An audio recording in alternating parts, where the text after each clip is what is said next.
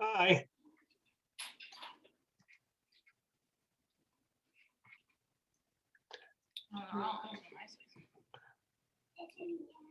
You reading me okay? Hello?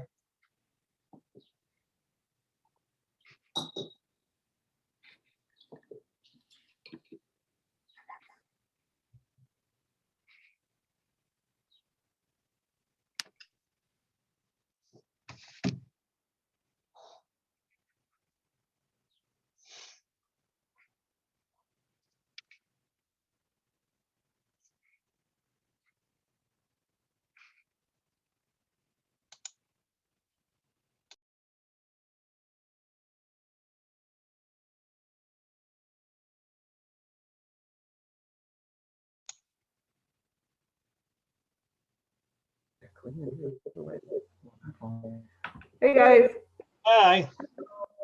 it's Chris and Mary. Oh, hello, Mary. Hi, how are It's Jim here. you? Yep, I know who you are.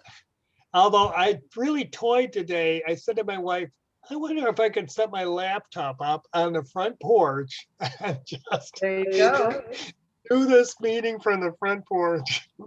You probably could. Hi, Howard. Hi, Howard. Hi. Hi. Hi, boys. Hey, Howard, how you doing? Everybody's here. Okay. Howard, I stopped by yesterday with my wife to check out that new house. It really looks beautiful. Oh, the dojo? Yeah. Yeah, you weren't around. We asked about it. You said you weren't there yesterday, so. Sometimes they just try to give me peace. I probably was around hiding in my law office. So. But the improvements look really great. Oh, thank you. Yeah, I'd say we're done now, but there's always something. But we're done with the like $300,000 each repairs. So. That's No, it looks interesting you really mentioned, nice. because I said to my wife, I guessed that was about how much it was. Yeah, it was a little bit more. Mm-hmm. Yeah, it's very nice. I met Bill Reynolds. We had been talking for the last couple of months, and I just happened to be going to Sweet Jenny's, and he was there about a month and a half ago clearing some stuff out, and I met him. Nice man. Nice man. Really nice. He's worked at the VA. He's a psychiatrist for years, and he's also a 5th degree black belt. He's been studying since he was 20. He's 57 now. So. Wow. Yeah. Yeah. Now, you know, that White House that your office is in. The gray, it was what? Yes, the Zent house. Yeah. Right. Yeah. Somebody told me, I don't know if Mary told me or Basil Piazza, somebody told me that house was moved. That It wasn't used to reside on Main Street. It was moved down there in the 50s, to the best of my recollection. Right. Right. You know, but my wife used to work for, she was a legal secretary for John Sheffer, who was assemblyman and senator. Sure. Well, John, one of his clients was Warren Miller. So Daddy knows a lot about Warren, and I guess Warren's aunt lived in that house. Yeah, and so we had struck up a friendship actually with Betty Niederlander Murphy, which was Warren's aunt before she passed a few years ago. And as you know, Warren passed as well. But Right. she gave us a bunch of original documents, and we used to go to the nursing home she was, or I guess fancy living. I don't want to say nursing. I don't know. To go visit her and hang out in her like apartment. It was very nice. She was very supportive of everything we were doing, and she was actually able to do day trips with friends on the bus and still come see it up until those last few months. Her eyesight had deteriorated and more of her health, but she was fantastic. But yeah, she knew a lot about it. And then when we were cleaning out a lot of the stuff in the mill, we saw a lot of Warren's like records and letters and such. So now, Howard, where was the house on Main Street? Where was it about? I don't know the location. Okay. I know some of the history because we poured. Oh, go ahead. Mary, do you It know? was right next to, yeah, it was right next to where the Glen Park entrance is. It was Okay. the original, okay. it was the Bank of Williamsville, and it was moved, I think, in 1948 or 1949. 49, I think. 'Cause I always say 50. Yeah. And that building, 1832, right? It's a little bit younger than the mill itself. And then I was told when I was looking through the archives at the Buffalo Niagara Heritage Village, it's symmetrical the way it is in a time where nobody had two fireplaces, two chimneys, because it was built by somebody like me who had obsessive compulsive disorder. So even upstairs, all of the rooms needed to be the same measurements. So there's a weird closet downstairs. Yes. Yeah. Ba. Because the measurements wouldn't have met up. So it's a beautiful building. So interesting. So Ah, cool. Cole's well, ready well, to present. So he's going to present. oh, good. There you go. Give him never too young.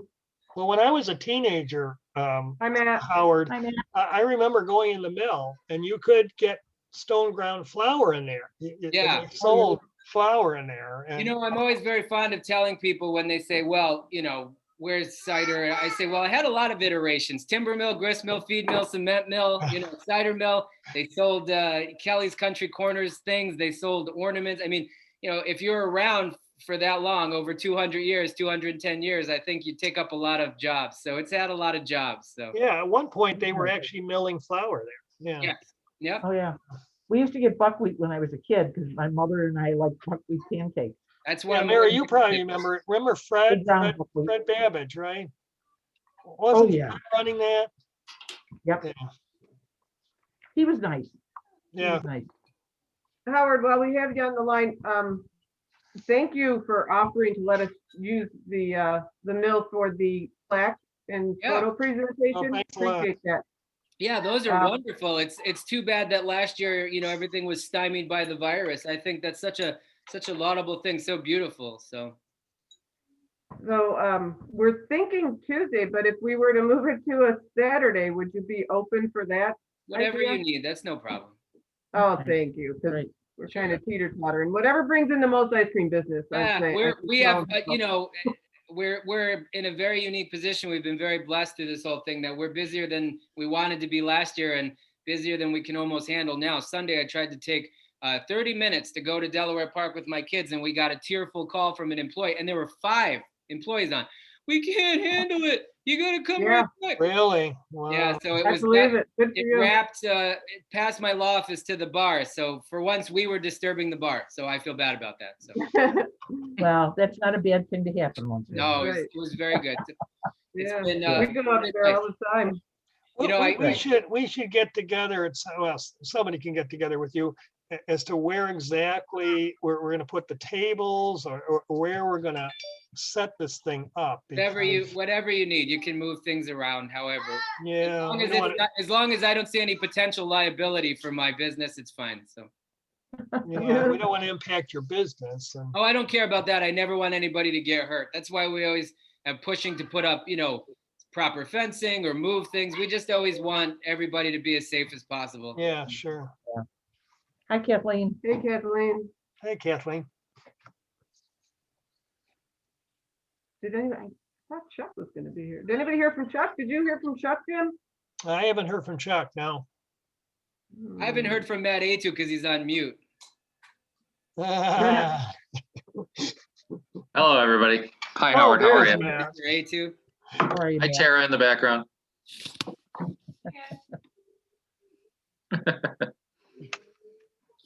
Well, we've got 4. We've got a quorum. Oh, wait, we need Deb. Oh, I'll write it all down. You can trust me. No, Deb does an awesome job. Trusting faith.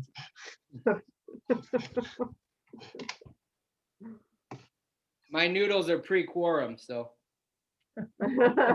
Boy. I just gave up dairy, which is one of the most difficult things I've ever done in my whole life, owning Sweet Jenny. I- But Yeah, yeah. trying I to, worked with, who was there? Elaine? Is that, she's a sweet, Elaine, is that her name? Is Sweet Jenny? Ellen Lose, Ellen. the teacher. for Ellen. here. Mhm. She worked with me at Christmas time to do little boxes of, half-pound boxes of sponge candy. Because I sent like 30 boxes across the country. And she did a beautiful job. She Yeah, was amazing. we're blessed to have her. I say she's my chocolate consigliere. So if I'm the Don of chocolate, she runs everything for me in the chocolate mafia. We're very blessed to have her. you're Yeah. lucky to have her. You really are. Yeah. Everybody knows her and she's so sweet to So everybody. sweet. She was a teacher. They run a church still, Yep. brick by brick, and couldn't be more honest, couldn't be more sweet, and just the nicest woman that I've ever met. She's actually, if anybody's watched my progression over the last 10 years, I've certainly gotten weirder, but I'm a little softer and nicer because of Ellen. Ellen has actually taught me to be a better person. So Oh, that's a nice thing to say. yeah. Nice. Is All Tony right. supposed to be joining us or not? Oh no, he's talking. Do you know, is I don't Tony know. joining us? I don't know if Tony's gonna join us because he's had so much going on. Oh, okay. He wasn't sure if he could make it. He had, he's doing a book in the Art Park series, and he's just got A lot on his plate. right so now. much going on. Yeah. Okay. All right. Hi, Deb. Hi, sorry, I was a little bit late. Yeah. Well, that's okay, Deb. That's fine. We're just grateful. I'm most grateful that you're there because I don't know who would take notes as good as you do. Should I give check the call really quick? What time is Next it? time, if the weather's nice, maybe I'll try this from my front porch on my laptop. Yeah, if you have a hotspot or a good If the Wi-Fi. Wi-Fi would go that far, yeah, we'll see. How you doing, Kathleen? Oh, down to par, It's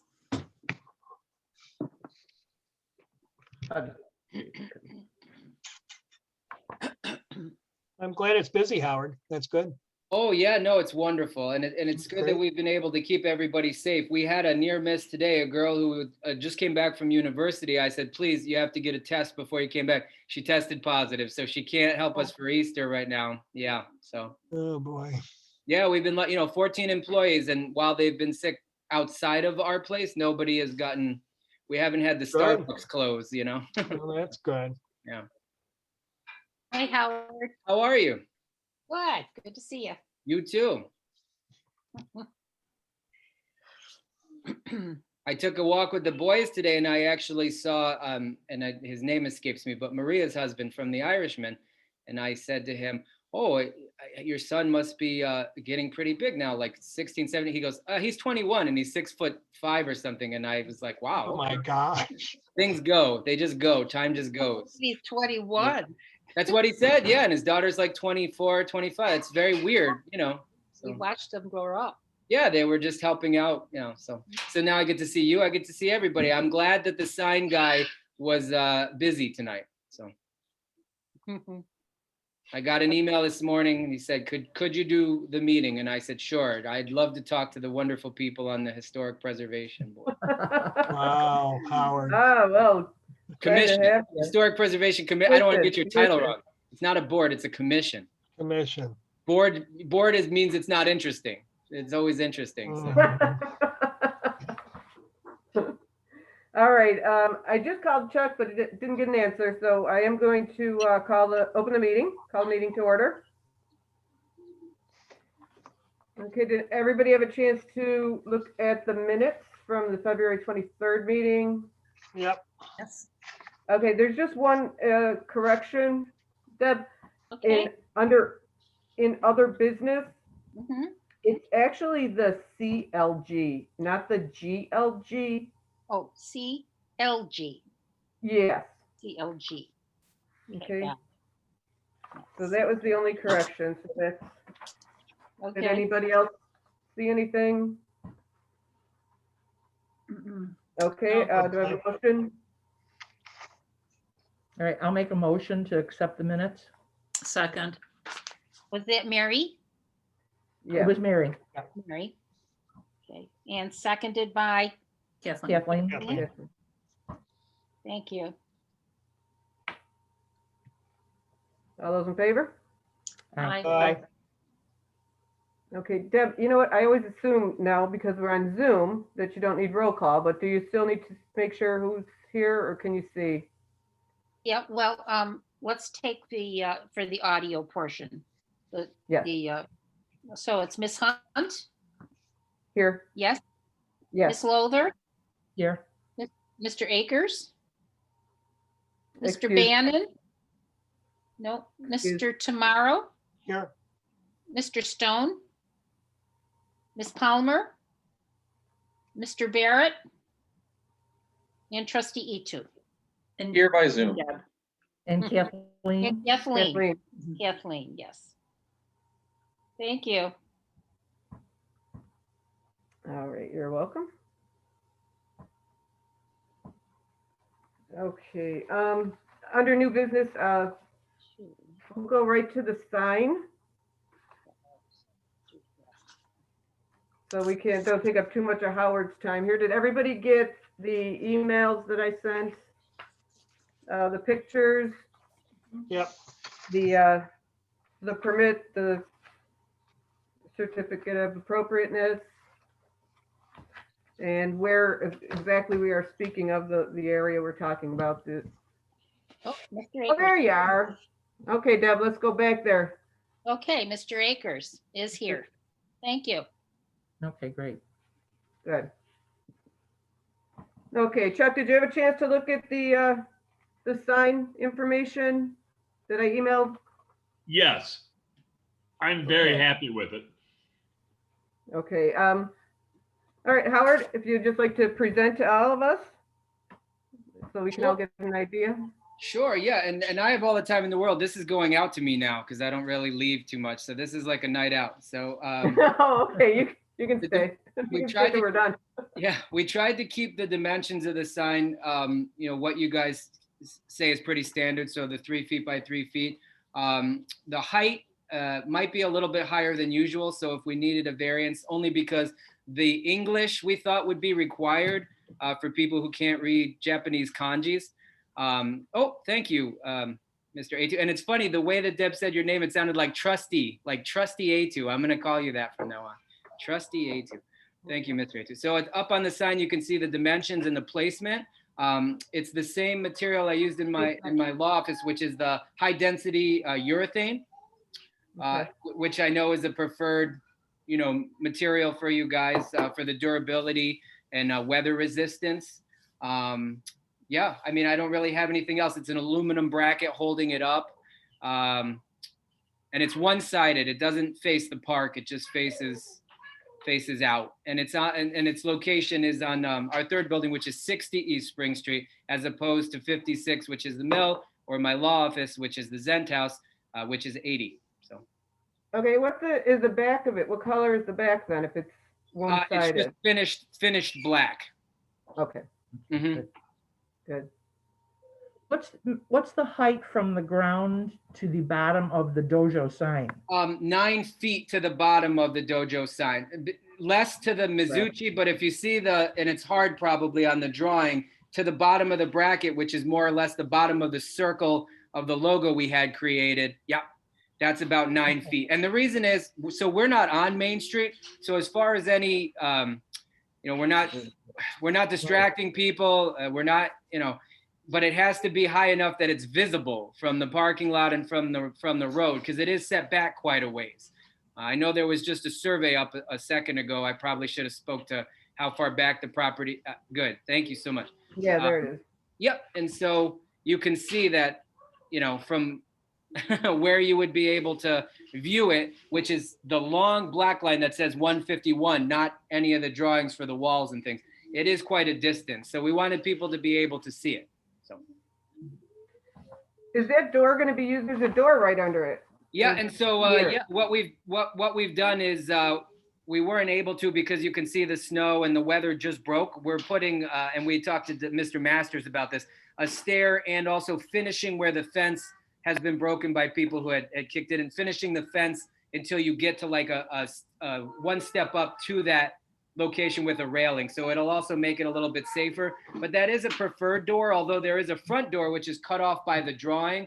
So to the left of the drawing, to the right of the window, there is a front door that functions. We had it repaired. It's the original door for the structure, and we also use that for ingress and egress, but people do like that side door. I don't know why.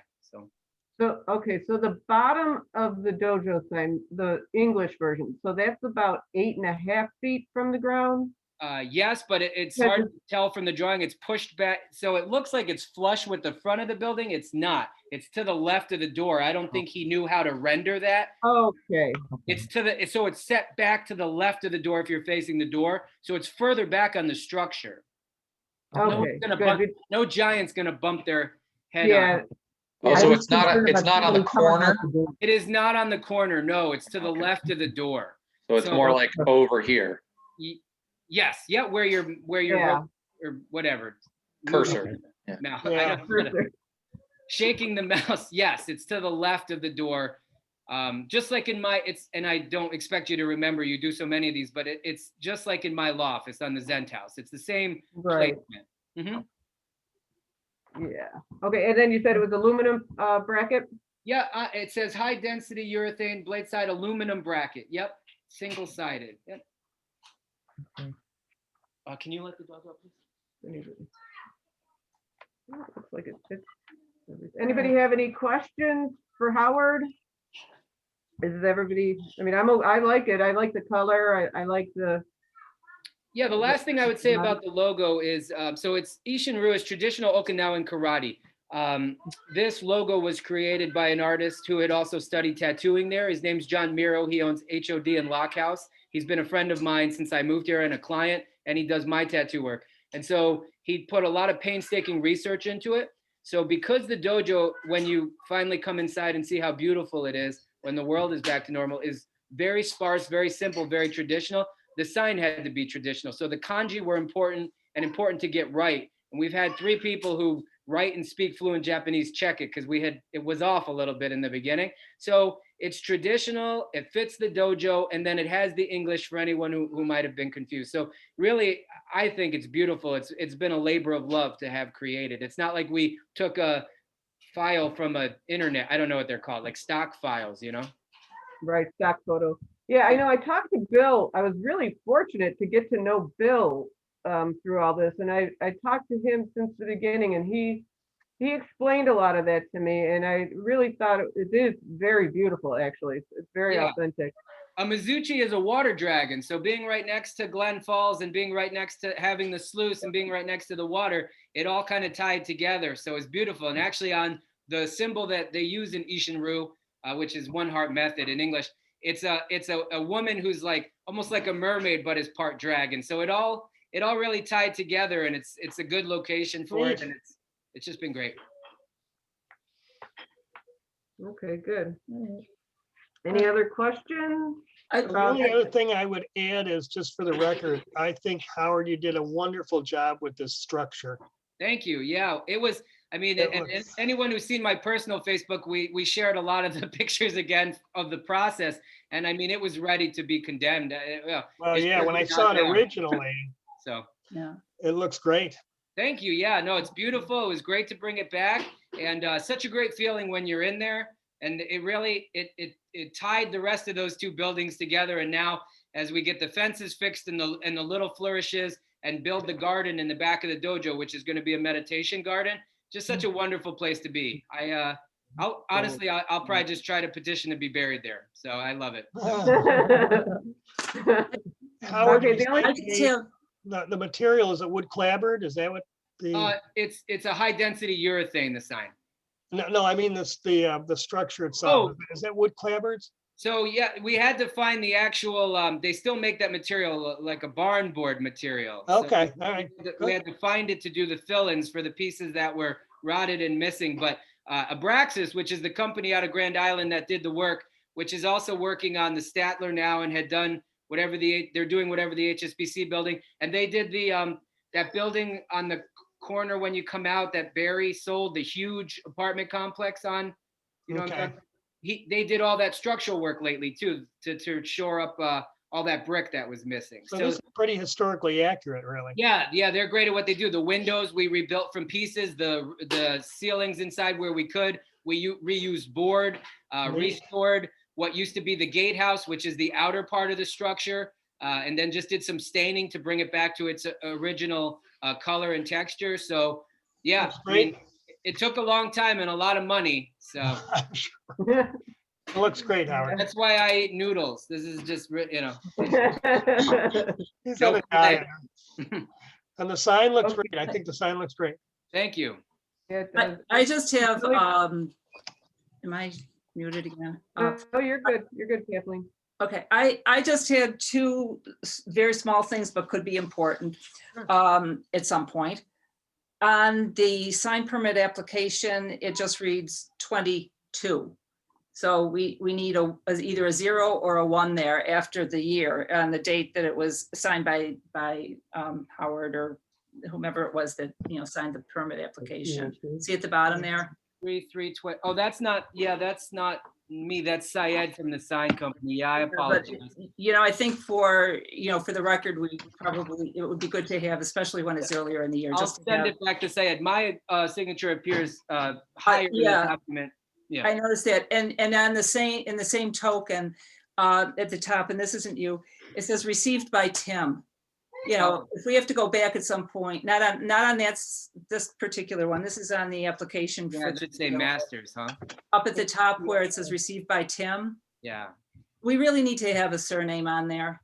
Yeah. You know, because in Yeah. years' times, who knows if, you know, we might all know who Tim is right now, but other times they might not. And if the permit has to be pulled for any kind of other need, then, you know, just to have it.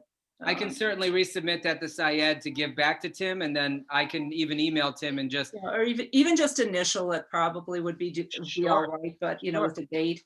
no, But, thank you. You know, if you have time and I'm not being flippant, if you ever want to help me at my law office, I've been struggling by myself for 3 years. You have a very good eye for detail.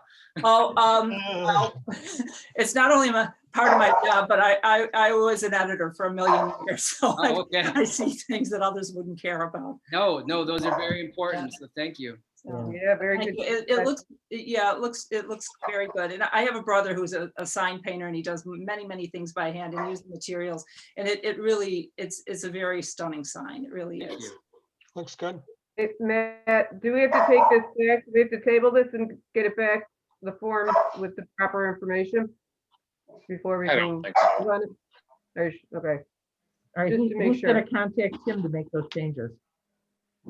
Just send him an Can you do email, it, just Matt? say. Send Just him an email have right now. Christine do it?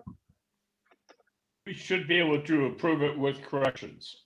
Yeah, I Right, mean, it's, but just so it it's, gets back to Tim and administrative. he makes those changes. yeah. I just don't want to hold. No, I don't think it would hold it up, but I just think that, you know, because on one, it has the full date. The other one, the date was just dropped off, and it could be, you know, somebody might mistake it for an improvement to the sign or some adjustment to it or something, you know. So I'll email Syed, or I can make a hand initial change like you said. And then when I send the hand initial change, I can certainly just send it back to Tim and just say, hey, can you put masters after it if I'm not overstepping whoever wants to get it fixed. I'm sending him an email right now. Thank you so much. You know, Tim could even initial it because he probably has that authority, right, Matt, to make, Yeah, I mean, Yeah, that's not, it's a ministerial change. yeah, Yeah. it's administrative. It's just bookkeeping, it's housekeeping. And Yeah. Howard, when will the sign go up, do you think? Whenever Syed, who can't put the proper date and attend the meeting, gets the sign finished. So hopefully soon. He was waiting for approval. So Okay.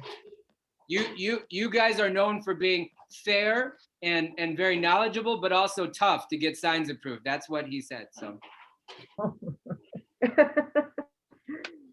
All right, Matt, then you're emailing on both of those forms, get the Yep. permit application and then the certificate of appropriate, both of those corrected. Yep, I'm copying you too. And Deb. Thank you, Mr. A2, trustee. Thank you very much. E2, letter and a number.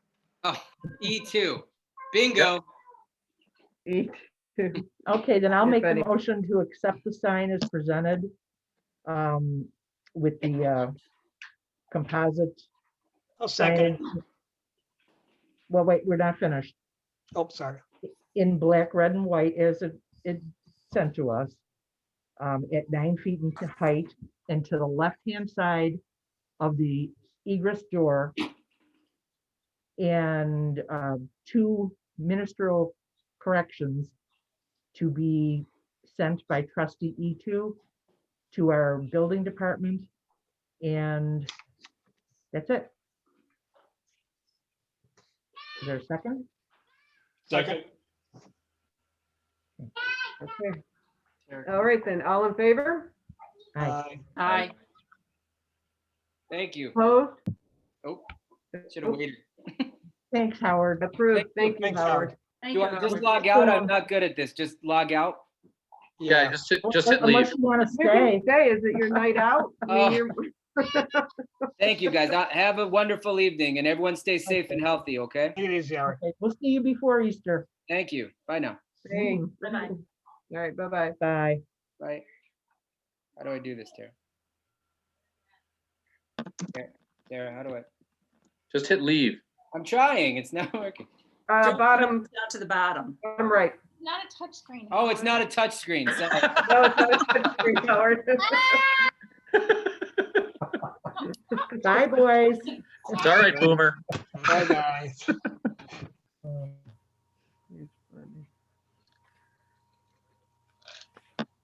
Okay, so let's see. Correspondence. I did have a couple of correspondence. I'll let Mary share the first one. It was a thank you. Yeah, we got a thank you from St. Peter and Paul. I don't know if you can Oh. see this. There you go. Mhm. And it just says, "Dear Miss Lowther, thank you so much for your kindness in donating the coloring books for our 1836 campaign. We appreciate your donation on behalf of the Williamsville Historical Preservation Society," which should really say HPC. Keep safe, Mary McIntyre, Art Director of St. Peter and Paul. So thank you all for supporting that. And it's a good way to get this education information out into the hands of, I suggest, she said probably wasn't enough for all the attendees, and I suggested one per family. And she said, oh, that's a great idea. That's what she was going to do. So we hopefully are in a lot of homes. Oh, that's good. You can keep that. Deb, Tony's joined us. Can we add Tony to the present? Hi, Tony. Hi, Tony. How Hiya. you Hi, doing? Tony. Pretty I good. can't Hi. believe you- How's everything going? Did you finish all your chapters and all the stuff you had going on? Now I'm in rewrite now. Oh, boy. The Oh. first deluge of editors have looked at it, and I can take their advice or not. Then it goes to the artist, and then to a packager in Los Angeles, and then it goes to Steitel in Germany. So it has to go through a lot of steps, and everybody's got their hands on. So it takes time. Lovely. It certainly does. How's the Art Park series going? That was great. The next one is Mary Miss, and that's she has such a reputation that we're expecting a couple hundred. I imagine. I was reading the bio on her. It sounds like a really interesting one. Well, we had touches from around the world. That was unexpected and exciting. Western New Yeah. York comes in fifth. New York City, Boston, Chicago, LA, all beat the interest in Western New York. So we're doing well in the world. Yeah, we are. And I know Sonia, I've worked with her before, so she's good. Yeah, Good to she's work with. fabulous. Oh, I think she's fabulous. Yeah. Yeah, Thank you. great pedigree there. Yeah, you bet. Okay, we did approve the sign. You did see. Yeah. Oh, I've been everything here I- for the sign. Yeah, I've been here. Yeah. Oh, okay. Oh, I Yeah. didn't see you there. I was sneaking in. I was around the corner. You're stealth. You're Zoom bombing us, huh? Yeah, yeah. That's it. I have to go over a few more times, I think. Wait a minute.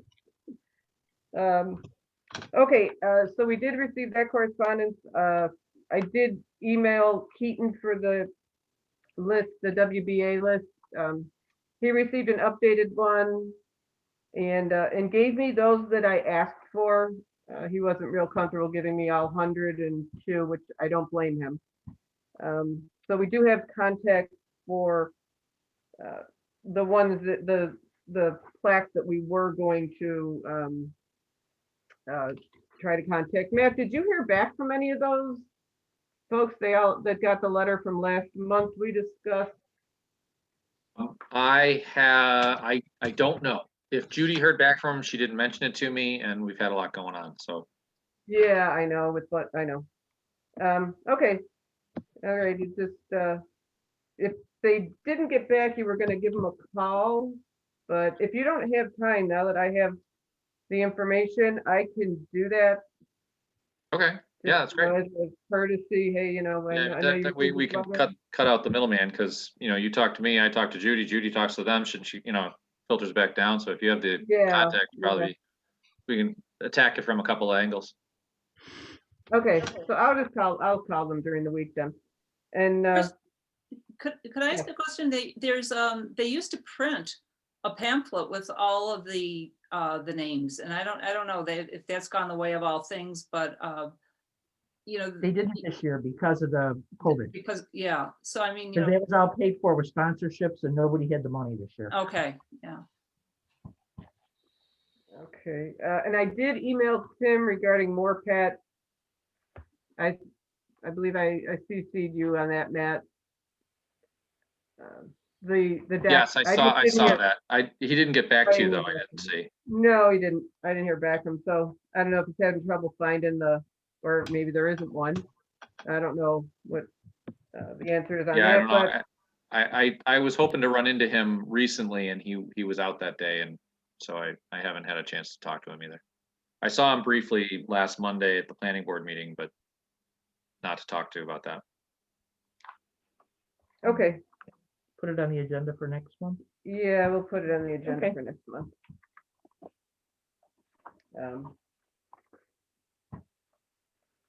All right, the next thing under new business, if you could bring us up to date, Matt, on what's going on with the meeting house, please. Sure.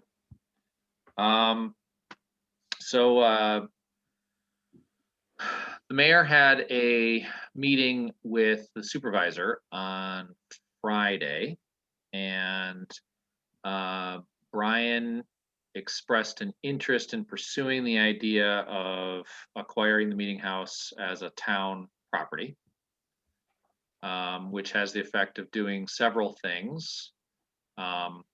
It takes it off of our tax burden as village residents, taking that off of our budget line, because it is a loss leader as far as the budget is concerned, and spreads that loss leader out over 500,000 taxpayers as opposed to 5,000 or 3,500 properties. The assessment, the property value assessment came in from the appraiser, Gar Associates, and the number came back as $440,000 is what the current value of the property is. Beyond that, there isn't a lot to know. We did transfer all of the documentation and paperwork, titles, deeds, covenants, all the background paperwork that Chip and the Village Hall have been able to drum up or extract from various sources over to Town Hall for them to review and consider. And so Brian's going to be taking it to the town board for a discussion, and, you know, there's nothing more to know at this point. Can I ask a couple questions, Matt? Sure. First of all, right now in there, are there village materials there? Isn't there a historic collection of the archives is in there?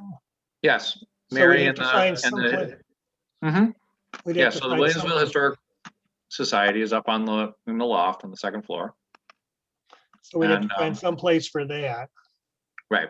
We've talked about options for that, but we don't have a resolution for that either. I mean, the other thing, you sent me a good communication, which I appreciate about the thinking and stuff. The fact that the Village Meeting House is a lost leader. Well, parks are a lost leader, right? I mean, Yeah. you don't Yeah. make enough money on parks to cover the cost of parks. Why is this different than Well, parks being a lost so that's an interesting question. leader? One possible answer to that is that parks don't have locks and doors. Hmm. But I mean, Um, there is cost to maintain parks. Of course there is. Yeah. Of course there is. And we have an extraordinary quantity of parks for the size of our community. We have a lot of parkland. Yeah. But it's all also available for everyone from dawn to dusk every day all year long. With the exception of the bathrooms, which get locked up in the winter. They are used by people all day, every day. We put in a brand new playground on Island Park, and it is constantly mobbed with children. By direct comparison, and from that perspective, they are a self-actuating asset, right? We don't need to put effort into programming to get people to go there. They Okay. just go. And for DPW and village management and whatnot, I mean, it's as long as the lawn is mowed and the garbage is, picked up, they're fairly self-sufficient, right? Self-governing. Oh. The meeting house, by comparison, has had, a 40-year plus run of fits and starts of attempts to activate and utilize it for various different functions over the years. It has weddings. We've had some play groups and, some theater groups in there. We've had some speaker series in there, always sort of with the limitation that the pews are chewing up the floor space and it kind of dedicates a specific use. The difficulty, and I've never been a member of the Meeting House Committee, but my wife was a member of the Arts and Culture Committee, which attempted to, put uses in there. The issue is that when it comes down to it, none of the programs paid for themselves either. So very often attendance at these events that took an inordinate amount of effort on the part of volunteers and the members of the organizations that would be putting these programs on were underattended, and ticket sales never covered the expenses. So the one advantage to transferring the ownership from the village to the town is the town actually has whole departments of people whose job it is specifically to activate community buildings and community centers like this. And immediately the supervisor's mind was going to, senior activities and, youth activities and things that they can program in there that, like for instance, Brian was asking questions of the mayor, which we didn't have any statistics for, and neither did he, but like, how many village seniors go out to the senior center out on John James Audubon?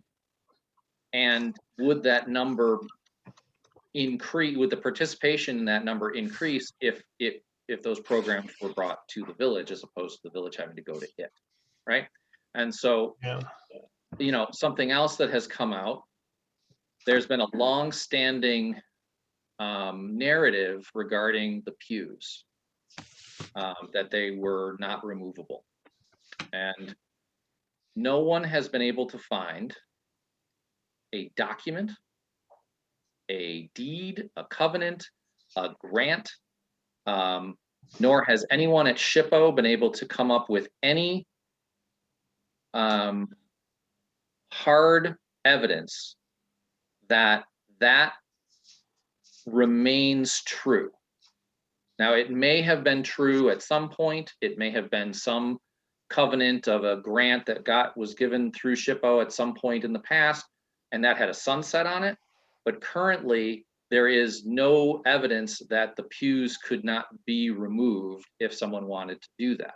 Now, another advantage of the town taking ownership is they have a dry storage warehouse wherein if they chose to remove the pews, they could do so in a way that they could be surgically removed, preserved, and stored in a way that could be protected such that they could then be resurrected and put back in at some later date. The village does not have anything even remotely close to that as an opportunity. Here's my thinking on this thing right now anyways. As a member of the Historic Preservation Commission, I realize we have so few structures in the village of Williamsville that are historically significant, that go back to the early founding of the village of Williamsville. And gee, I would hate to see that structure. We have multiple dozen historically designated structures. Yeah, but I mean, what's this the one is difference? really. The only part of that statement that's true though is this is one of the few that the village has ownership of. Yeah, but it's probably one of the few that haven't been modified much, right? I mean, it's pretty much. It's been restored. Yeah, but it's pretty much original in structure. You know, I mean, years ago, the town of Amherst had a beautiful structure called the Mennonite Church on Main Street. And Barry Weinstein, bless his heart, decided to sell that building, even though that was a very historic structure. But it came down to, oh, we don't want to have any more building. I mean, if the town takes this over, is there any guarantee that the town will say, well, you know, we don't want to cover the cost of this anymore, so we're now going to sell it to somebody? Well, so then there is one other thing tied to the property, and that was conditions of sale from the original non-sectarian religious organization in 1978. So that religious corporation sold the building to the village for $1. That happens a lot. What's that? That happens. I don't know. Oh no, I know. I mean, And I know many historic buildings, and Jim and I, come from a similar background in terms of being, having background in the preservation, as does Tony. I happen to live on Swan, which is, a huge concern for me too, because if a building goes to the wrong people on that end, we're already contending with a street that's caving in up on the other end because of the building that's being built right now. So that aside, about 2 weeks ago, I found a grant that would restore or adjust the pews that we can't even apply for right now. And there are these available through not just SHPA, but through SHRAB and through other New York State organizations, and even places like the New England, NEDCC, Jim. Northeast Document Conservation. And they look at historic buildings as well, because many of the collections are housed in museums such as that. And as Jim said, we have an historic building. Yeah, I know that the village owns that building. We lost the Ice House, which was where Dublin House, where I don't even know what's in there right now. The parking lot there. Next to it was actually where the Rite Aid was built, and there was an alleyway there with an original Ice House. And it literally went down with no one's knowledge. It was just flattened. And the mayor at the time, Ron Daniels, happened to be there and tried to stop it. So we're gradually losing this, which we're going to be talking about another building that we have a plaque ready to go on, and we have no idea what's going to happen to that. But this is a building that has symbolic meaning for the village. It's used on different kinds of materials. And the whole thing is that, you know, even this committee that, you know, the cultural committee, that's a relatively new thing. I mean, I can remember 20 years, 30 years ago, working on things, trying to promote ideas and things in the village. The thing has to be marketed in the right way. That's one thing. And you do need a lot more people. But if, you know, we've struggled with other historic buildings too.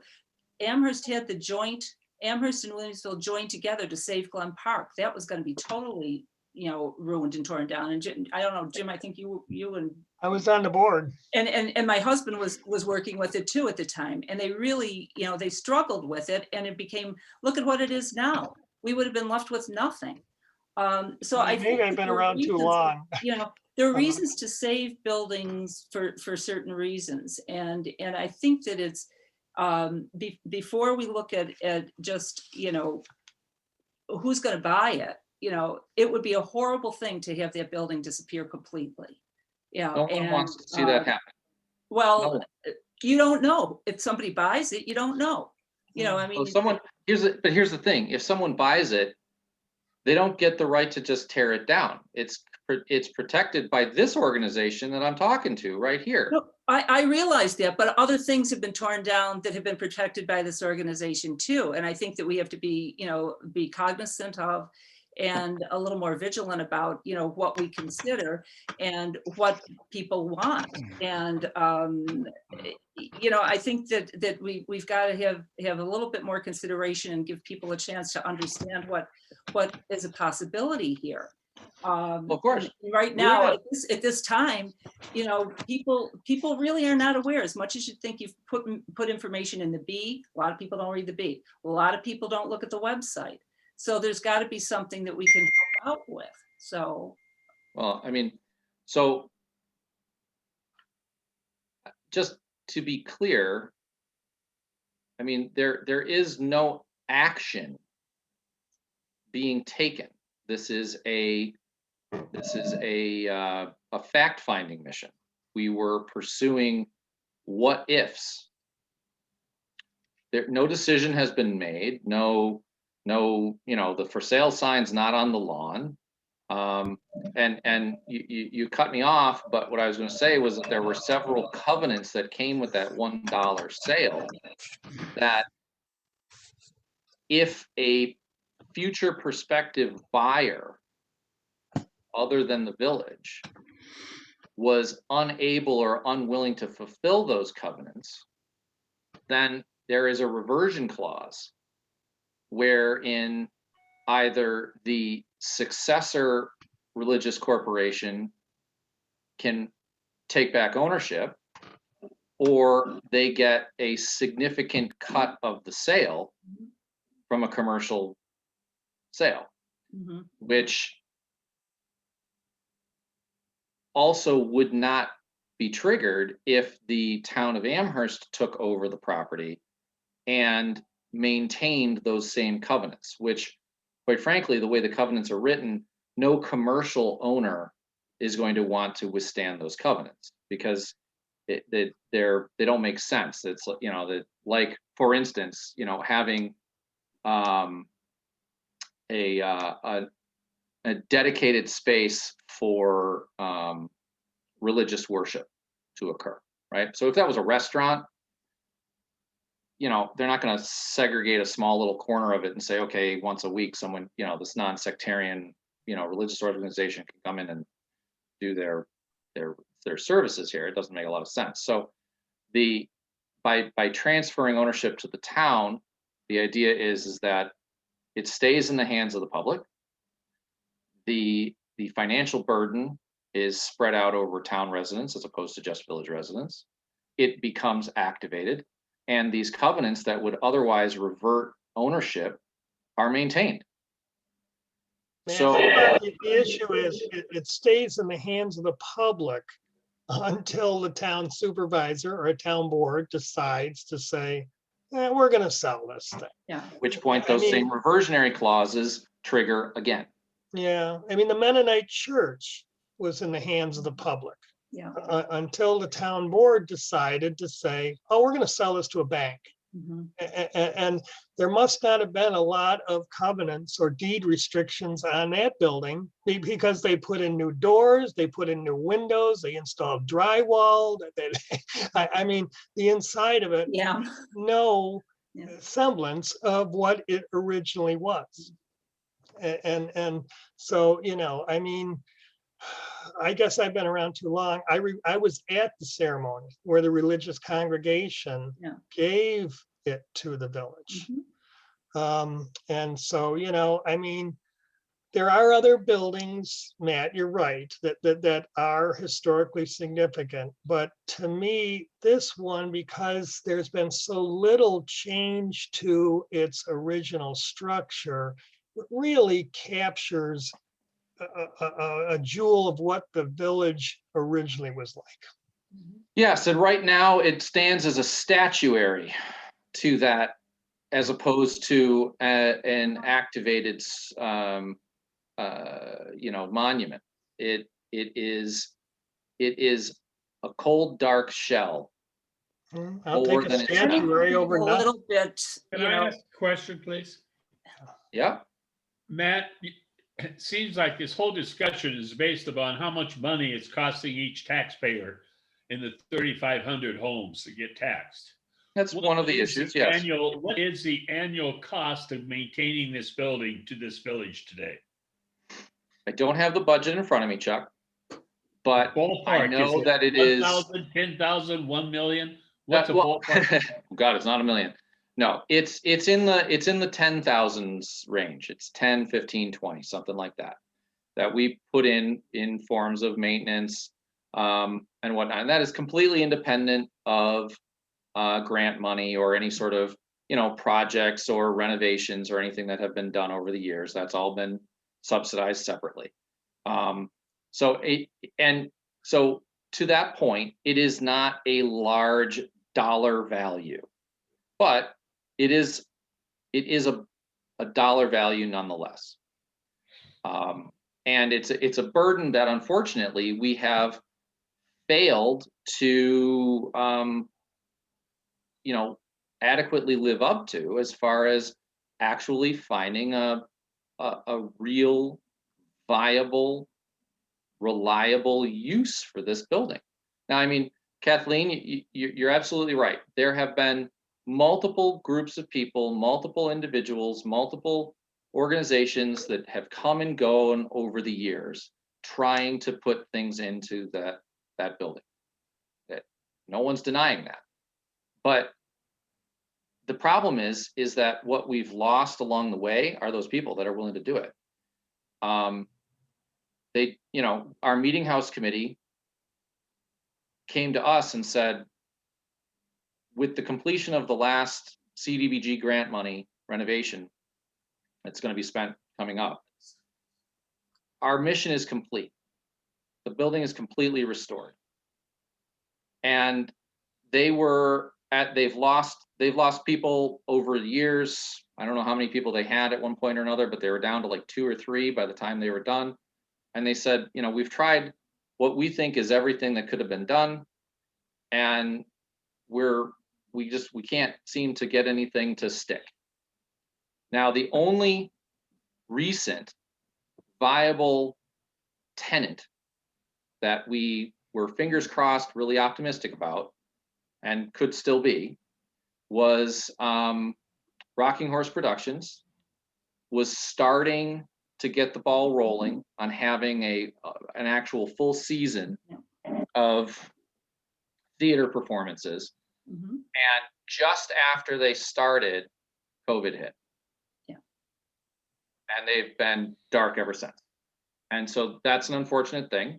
But as those restrictions are loosening, Rocking Horse has been talking about trying to get something going. We're not locking the doors and chaining everything up. We still own it. We can still occupy it. And as long as we can meet government guidelines and regulations, they can host theater events in there. I mean, for as long as we own the property, we can do that, and we'll continue to do that. But from an exploratory perspective, from being willing to ask the question, which is what we've done. We've asked the question, what is it worth it? Is it right? What would it take? What's involved? That's where we're at.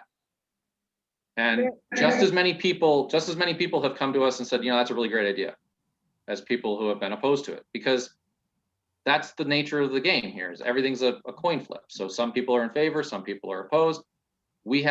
No decisions have been made. Just a quick question, Matt. If the town were to purchase it, could there be a clause or an agreement that if the village wanted to use it for something, we could, Oh yeah, absolutely. And in fact, that's another beauty of it, is that, every village resident is a town resident. So They pay town there is, taxes. what's that? Yeah, we all pay town taxes. It still Right. belongs to us. It just belongs to us and all the neighbors that live outside the border too. So it would absolutely be available to the village for any event. I've already talked to the supervisor about it myself, and he volunteered that. I mean, Good. Okay. All right. Any other questions for Matt on that? Matt, I know there's no for sale sign on, but can we have some agreement that if it gets to the point of more serious discussion, that the Preservation Commission gets to comment and offer a recommendation on this before it happens? well, you're always welcome to comment. Yeah, I mean, I'm afraid it's going to be sold before we even have a chance to comment on it, and before we know what happens. That won't happen. That won't happen. So,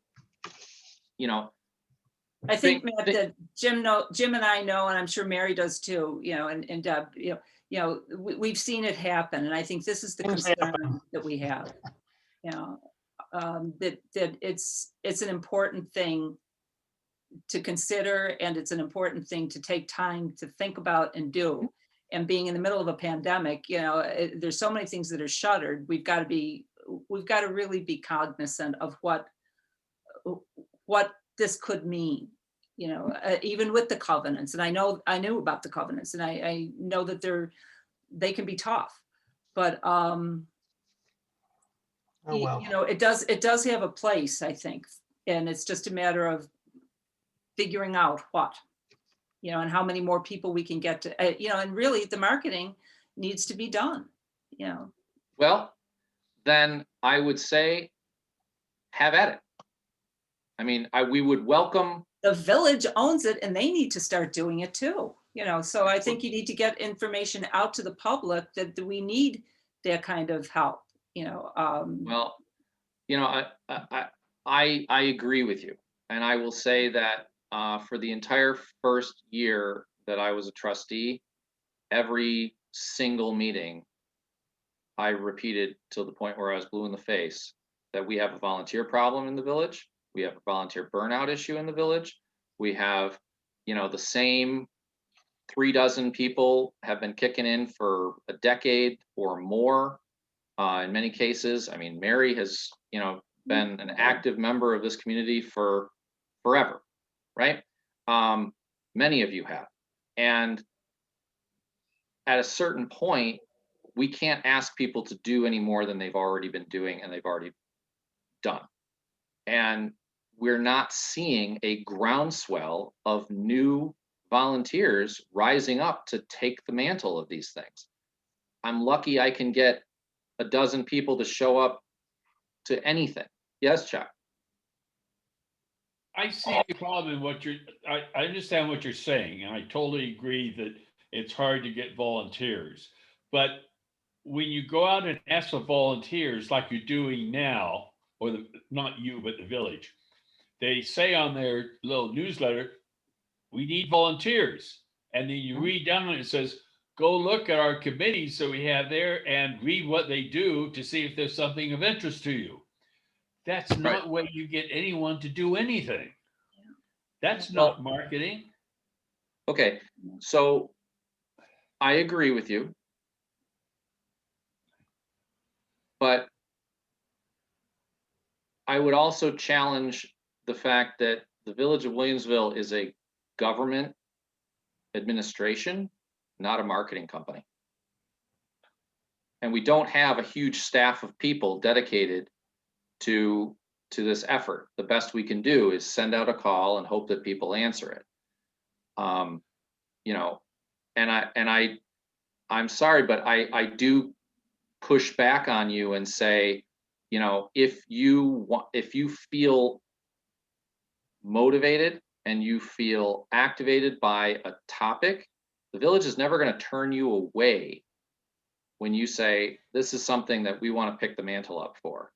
So, you know, coming to me and saying, well, you need to do better.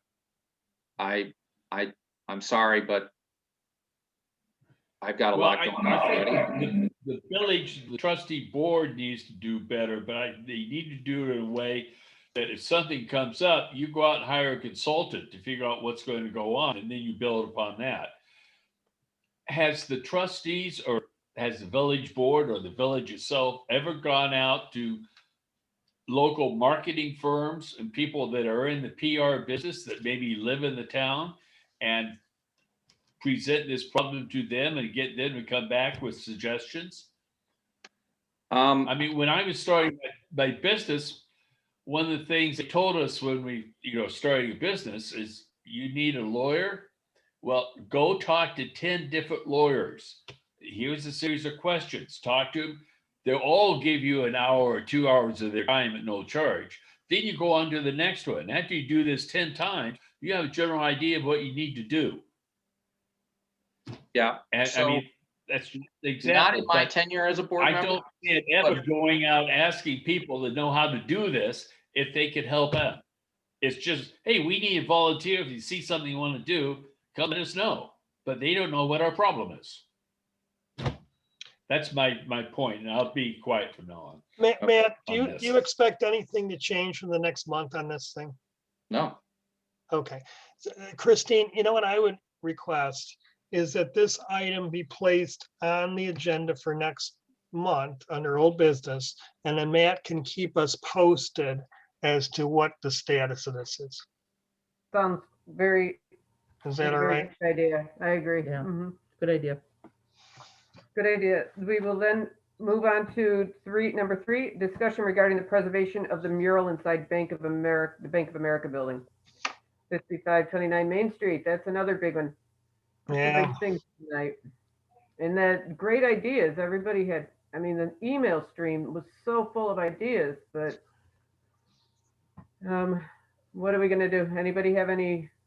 I know they're closing June 22nd, you said, Kathleen? Well, the I bank think itself is that's right. closing June 22nd. And the last name I had of one of the managers there is Cindy Zamborski, and there was Steve something, where they've gone to. I mean, they were senior enough that I would imagine they're still working for the institution, where they're located. Some of them had been spread to other business centers, but as far as I know, there's still work going on in that bank.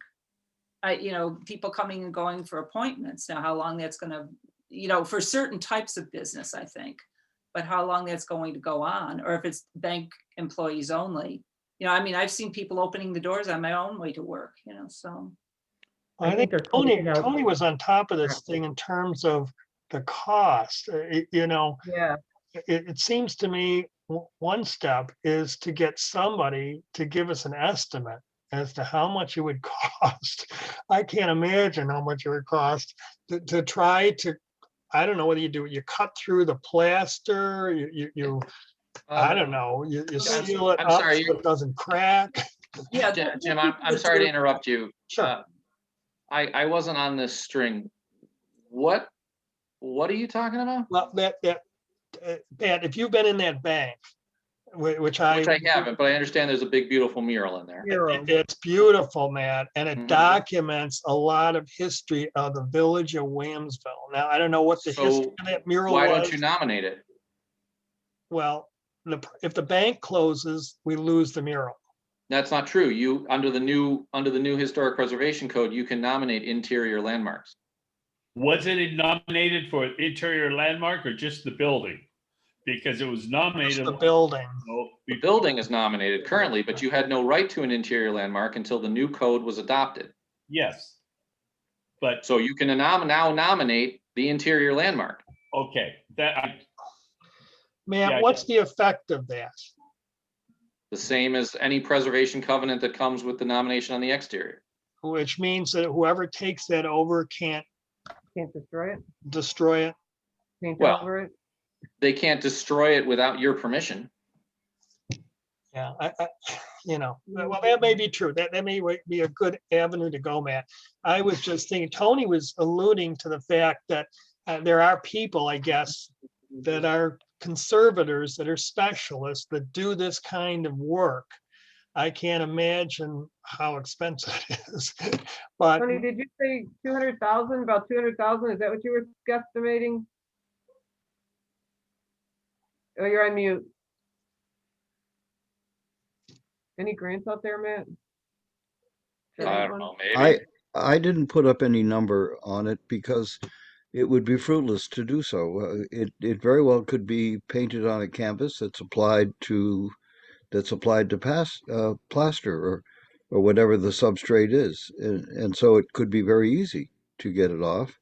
Not that it's difficult to cut through it, whatever the substrate might be, if it's a thin enough layer.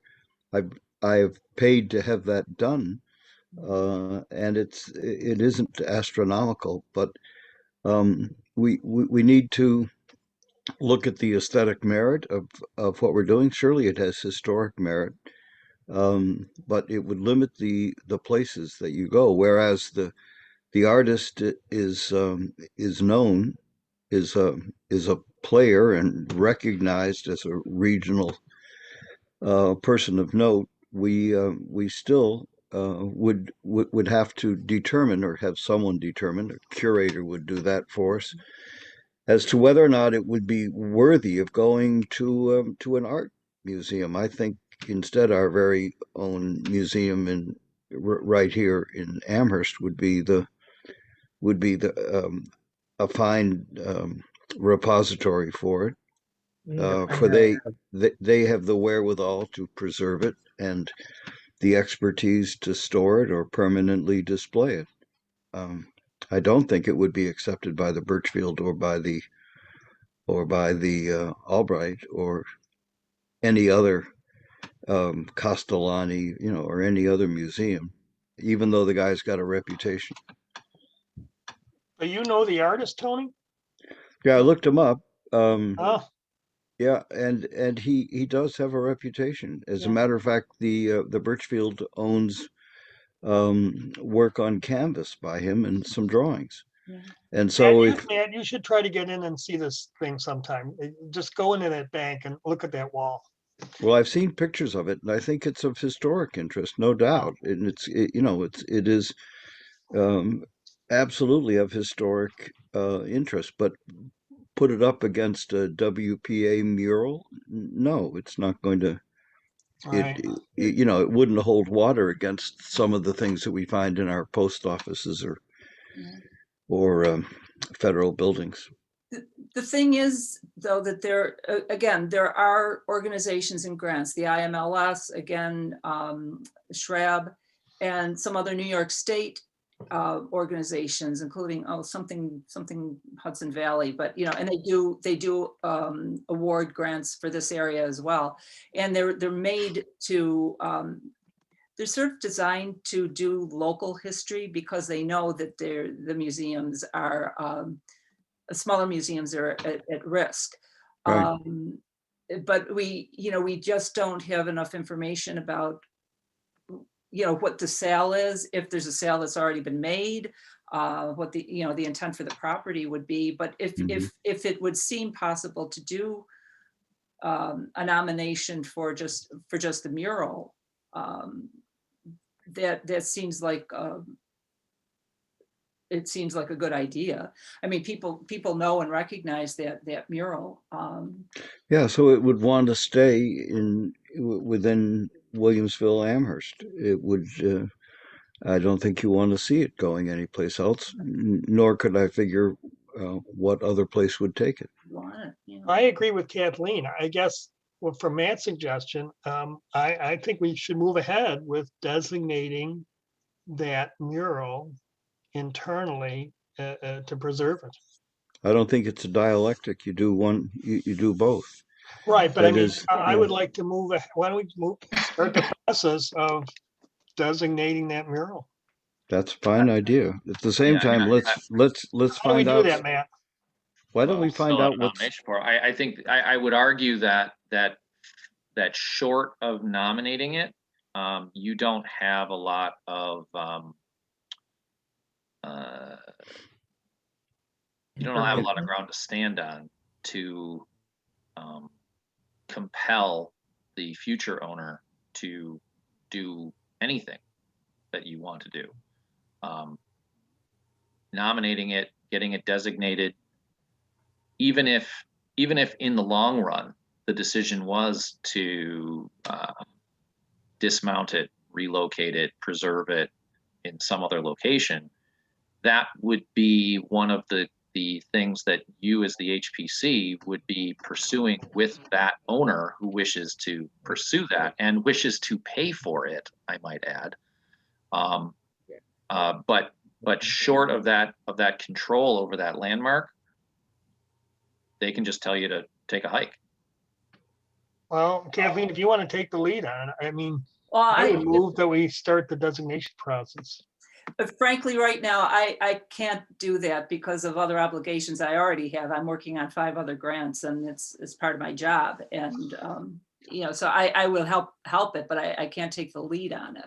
Well, I'm not talking about the grant. I'm talking about the HPC moving ahead with designating that mural. should we do that? And I'm not opposed to it. We need to know what it is. That is, what's the material, what's its application, Right. what's its present state of what's the state that it's in, that is, what condition is it in. And with that kind of information, I think we have grounds that then we have ground to work towards a designation. But right now we don't know Yeah. what it is. Should we go ahead with it, then we can do the research on that, or no? Well, but no, because that's No. the application. Yeah, The we have things that to- you we need have to to have for the start. application. Mhm. And do we have any contact with anybody there because of the plaque situation? We were going to be presenting them with a plaque at this next round. Right. of plaque They had presentation. been one of the ones that had come back. So I mean, I can find out who Judy had talked to. If you Start. could, Matt, that would be good, because then we can make an appointment. Perhaps we can make an appointment, and somebody with some really great knowledge, like Tony, who knows the artist, could go in and look at it. I mean, I'd be willing to go as well, but to look at it and get an assessment of really, write down an assessment of it so that we could start the paperwork to nominate it, because we can't really do that until we see it and write down specifics. Well, I'd be pleased to do that, and with your permission, I would try to find a conservator to go with me Oh, That would be to, great. that would be to- fabulous. because I can tell if it's canvas or not, or I can tell what the gross material is, but its application would be the troublesome part.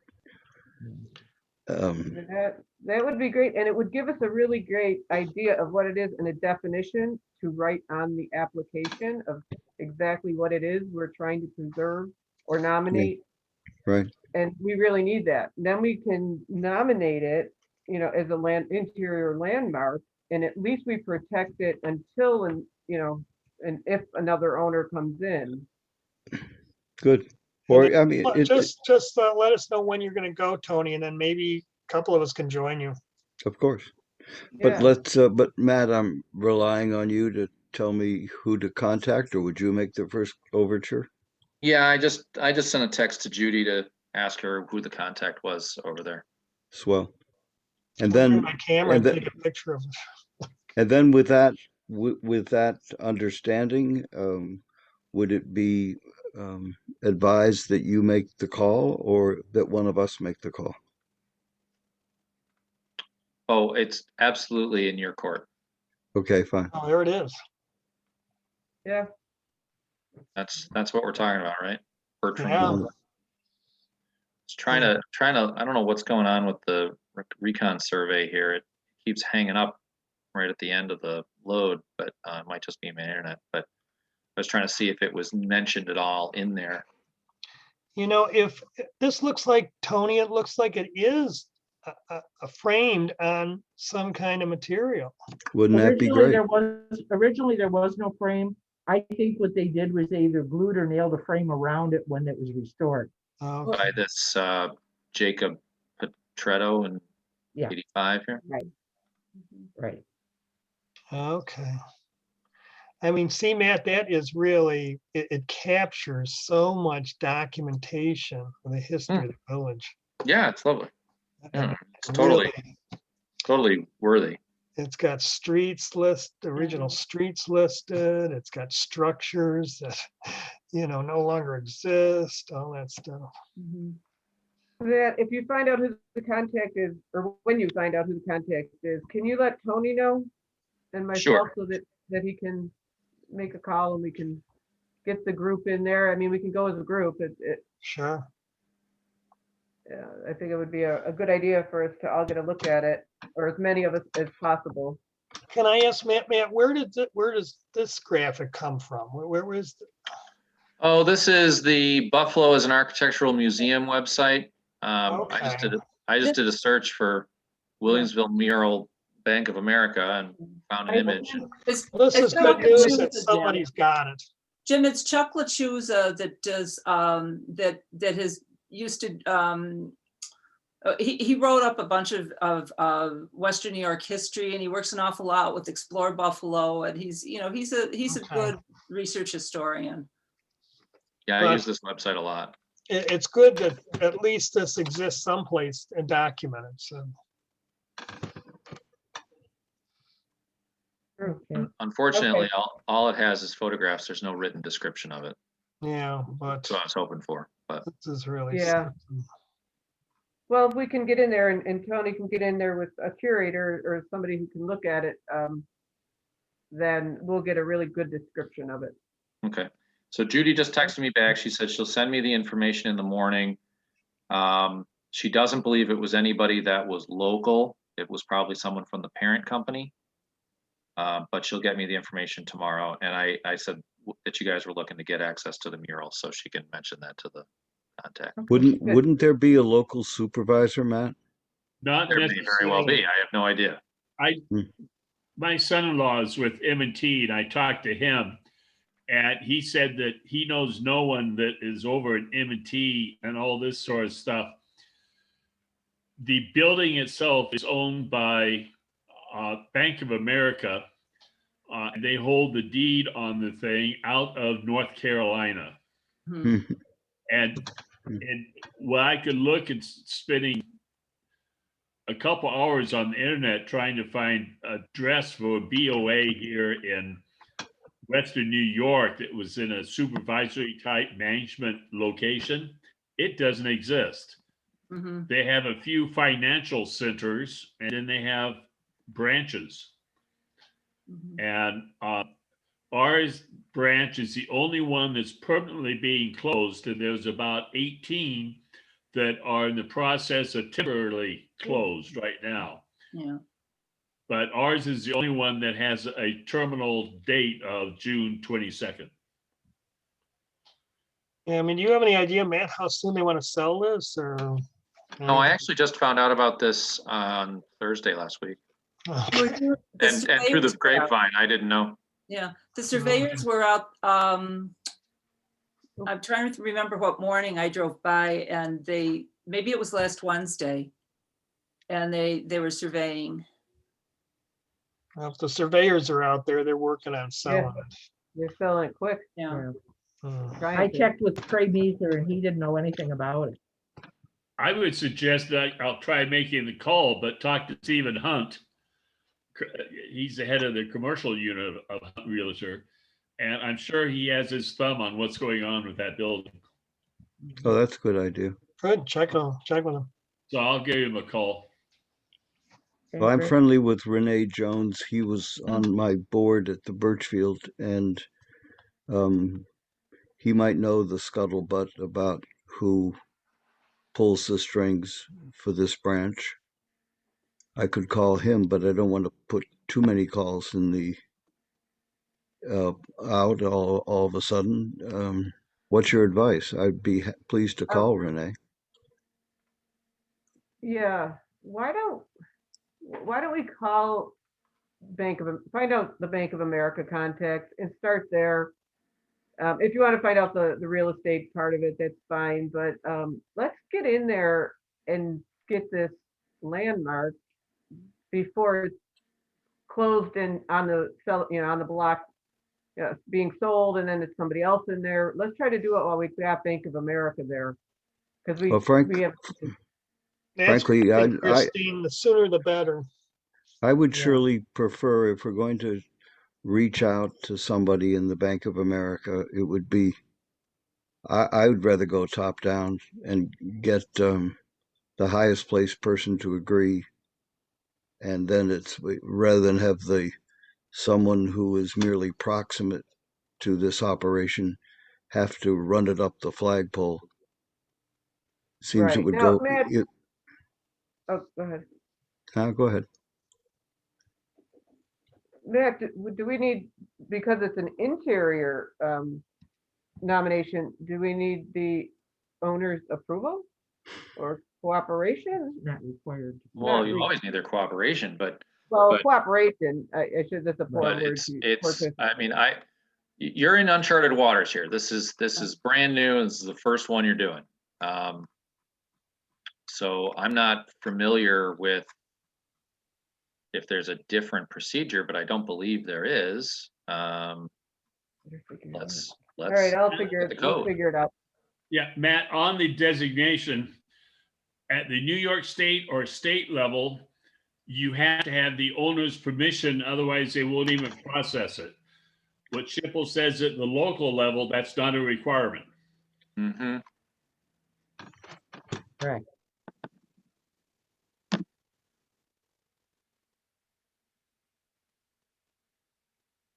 Well, let's go forward with trying Yeah. to get in touch with them and put it Let's on try the and, agenda yep, for next month. move it down and put it under old business for next month, try, see if we can get a hold of, and if we can get a hold of somebody and get it rolling faster, well, maybe we'll have an application by next month. Yeah, Here you go. Criterion designation. Interior landmark. Commission may recommend the interior of a property as an interior landmark if such interior has special historic or aesthetic interest or value as part of the development, heritage, or cultural characteristics of the village, and it is customarily open or accessible to the public, or it is an interior into which the public is customarily invited. So, That's it. All of the It's not- above. It is currently. Currently, yeah, if it's currently, let's roll. Let's roll with it. Christine, I think we go ahead with the application, but we need to do the research to really define what it is that we're going to make historic. Right, right. And That's why we we have to can go get in ahead there and, Say we want the nomination, and then we have to have our public hearing on it. right, And then after that, we can pass it up to the board, and then they have their own public hearing on it. Right. right. So I- we're talking, we got to do research. I'd get the ball rolling because you don't know how fast they're going to move in this thing. yeah, because we could be talking July or August by the time it goes through all the Mhm. hearings, And they may already have a buyer. right? That's the Yeah, that's- problem. Yeah, well, we'll have to, hopefully it will, Do the it'll best. all work out for us, because Okay. it's a nice I mean, mural. I think your nomination form is reasonably easy to fill out in this case because, it's usually one of those 5 criterion, Criteria, mhm. Yeah. and you're probably going to have at least 2 without research. Right. All right, so we'll work on that within the next couple of weeks. Work on it the rest of this week and then into next week and see what we can do by April 8th. Let's do April, At the Just next for those- meeting, Oh, Next meeting, not until April 20. Let me find my calendar. what's April 8th, Christine?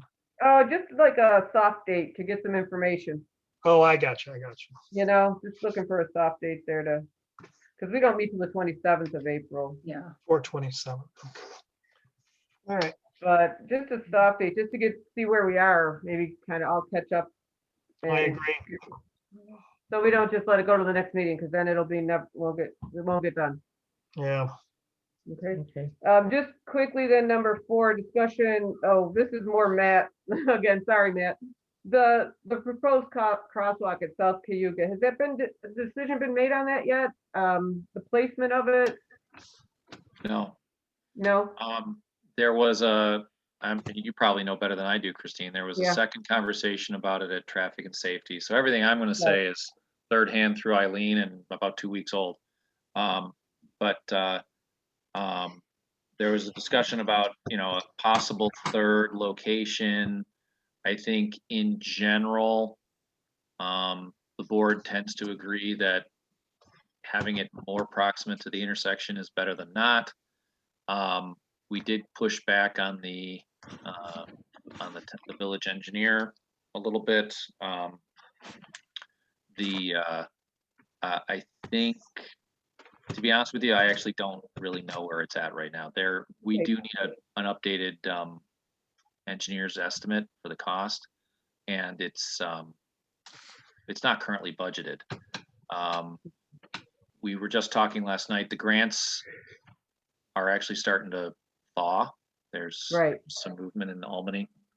So one of the grants that's out there is the DOT's TAP grant, which those tend to be 6-figure grants. And so you pack more in, you get more.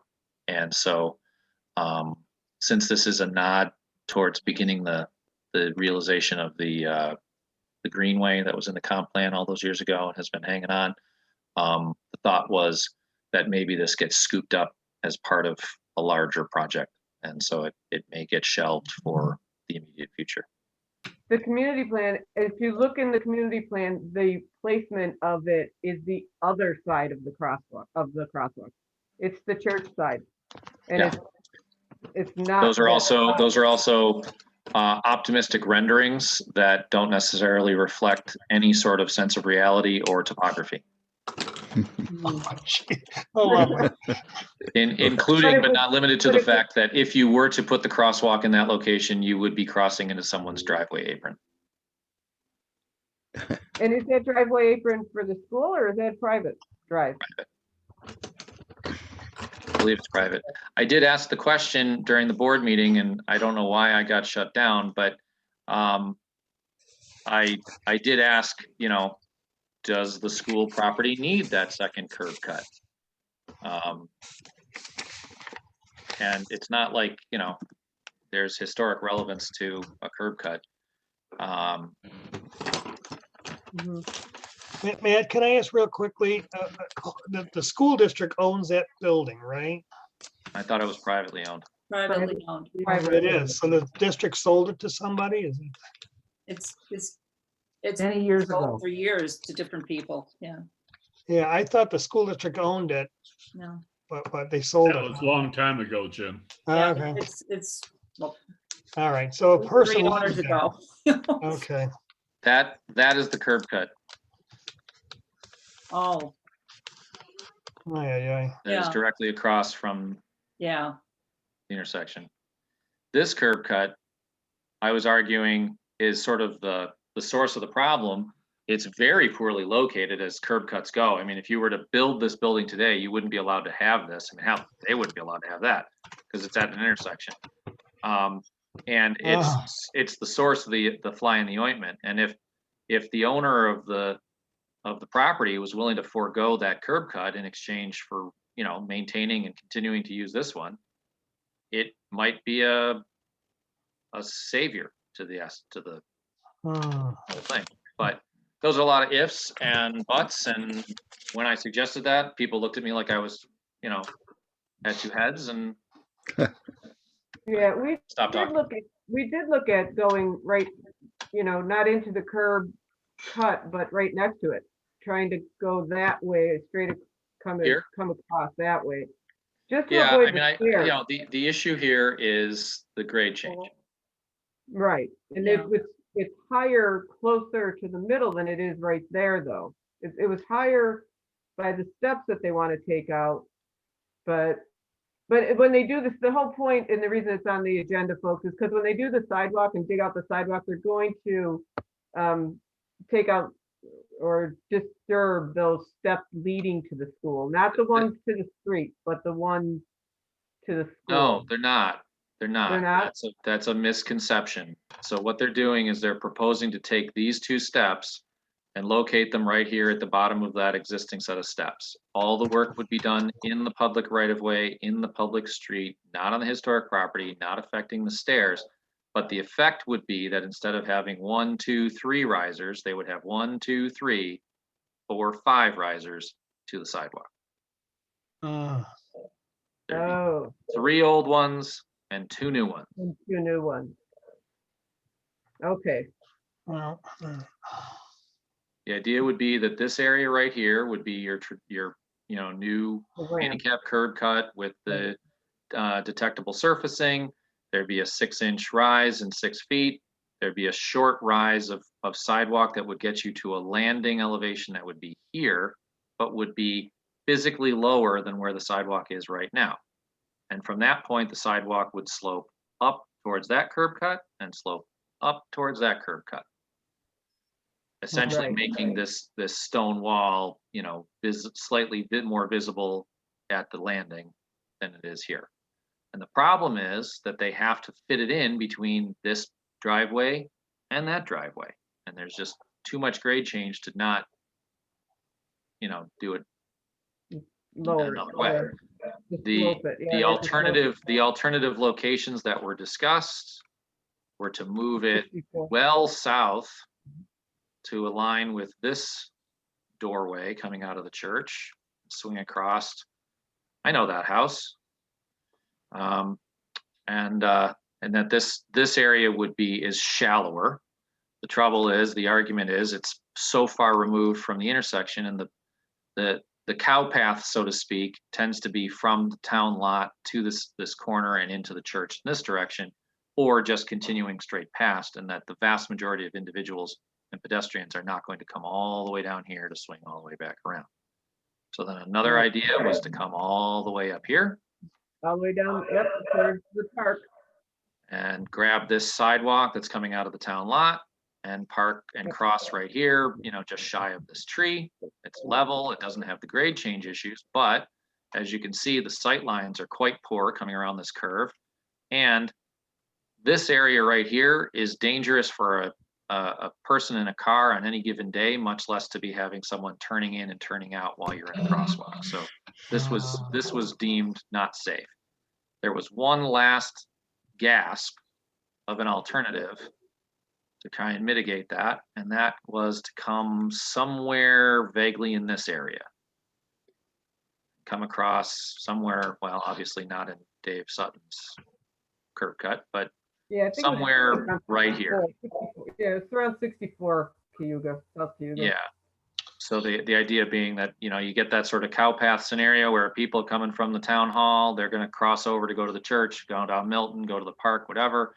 It's still removed. It's a mid-block crossing. It's removed from Cayuga, from the intersection a little bit, but it's a less expensive solution because there's less grade change.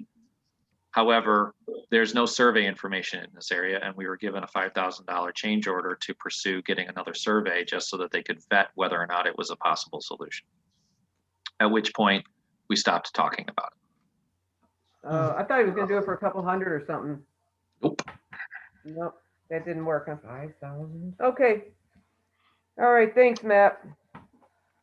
Then we're gonna move on to old business, the Main Street photo project. Okay, so here's where we are. I did print out the 8x10s, 11x14s. I got them to Keaton. Keaton emailed them to everybody. So for your review and comment, so do you want, what did people think? I mean, do you want the 8x10s, 11x14? What are people thinking? Is the intention to present them with the plaques? Right, yeah, to frame them. I mean, I'm Okay. beginning to, well, That's what I thought. the one, I thought the Eagle House one wasn't very worthwhile. But anyways, what do you think, Mary? Well, I think that they weren't high quality photos as far as clarity. And I'm wondering if they will actually display them within the building, or if this is an expense that perhaps we don't need. I love the idea, but I don't know that, I don't know that the photos are really. Did you think the quality, wasn't- did you think the quality wasn't good enough, Mary? Is that what you're saying? I think it was pretty poor. Okay, all right, all right. I mean, I love them, but if somebody gave me a picture of my property from 50 years ago, and it was blurry to the point where it really wasn't even something I would display, I'd be spinning our wheels. Yeah, the cost I don't think is very much to No, I the agree. cost of the prints wasn't much, and to get frames, 8x10 frames, it wouldn't be Yeah. much. Anybody else? What do you I think think? it's a nice gesture, and I think if you're gonna do them, I think you should do them with the smaller, because the resolution was better. Yeah. Yeah, 8x10. I think that was the issue, Jim, is that the resolution is, each time you try to scan or print something, it becomes, a little bit worse. Yeah. And I think that, it's a good idea to just give a smaller token, basically. Okay, so the 8x10s. What anybody else think? I think the 8x10 was a good choice. Yeah. I agree with that. I agree with it, giving it with the plaque, then you can, they're both, you can hold them. They're small enough to display together if you want. Well, we're gonna put them on the building, or ask them to put it on the building, but I think most people will display it somewhere, even like, especially the Eagle House and those places. They're gonna hang it Yeah. somewhere. Yeah. Okay, so we'll go with 8x10. Anybody else? Yeah, Tony? it seems to me you're putting a lot of work into something only to say, well, they'll put it somewhere. Gosh, if the 8x10 is a limiting factor that precludes the recipient from a dignified display, or someplace that's within that the public can readily see, such as in a window, it's going to go up on the wall with licenses and COVID warnings and other photographs. And I would say that's not a bang for our time, Jim, that you've put in on this thing. I mean, Well, it's not a lot of work, Tony. I mean, the prints are already made up. To just get frames, that wouldn't be a lot of work. I think the difference between 11, 14, or even, if we have a decent printer, a person can jimmy something around.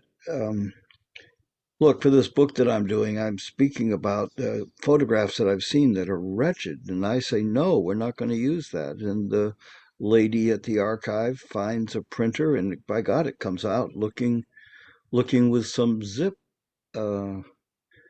enhanced digitally in the process. But nonetheless, I wouldn't back off something that looks bad and go 8x10. I'd want to see going as big as we could with as much pizzazz as we could muster. It's a great project, and I hate to see it be shuffled off with some licenses above the bar. Okay, I mean, I don't know where else to go to enhance.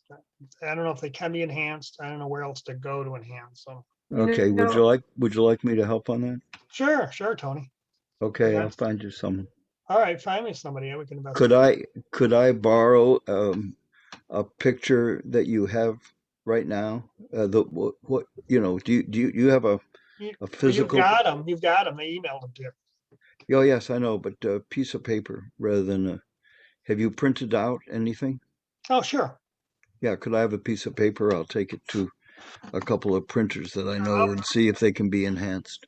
I'll print you an 8x10. Thanks.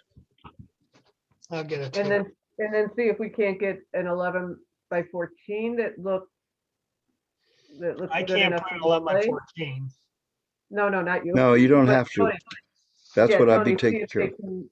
Okay, so you're gonna see if they can get it to that size and still have it be Good Yeah, good yeah, resolution and then. All yeah. right, Now, do I'll we print have out a- do we have a limiting factor? Do you not want something 1620? I mean, while we're at it, if the printers I have in mind can jam it up to 1620, is there anything against that? except it gets grainier and grainier, I think, but, Well, what I'm arguing is that perhaps that can be controlled. okay. Yeah, well, I don't know. What does everybody feel? Tony, I think Maybe- the one thing we're missing by going to a larger